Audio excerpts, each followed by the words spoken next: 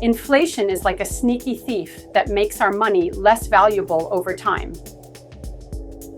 Imagine last year, I went to buy bananas with R100 and got 10 bananas at Rs10 each.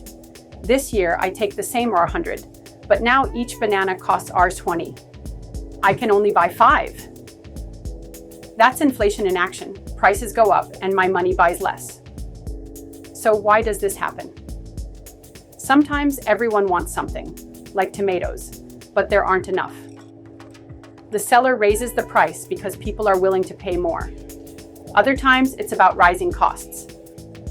If petrol prices go up, transporting vegetables becomes pricier, so they cost more too. Let's look at real-life examples.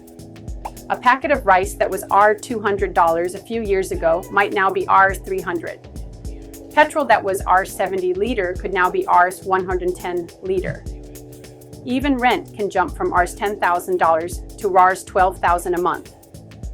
Think of it like this. If you have 10 chocolates to buy toys and each toy costs 1 chocolate, you can get 10 toys. But if next year each toy costs 2 chocolates, you can only buy 5. That's inflation.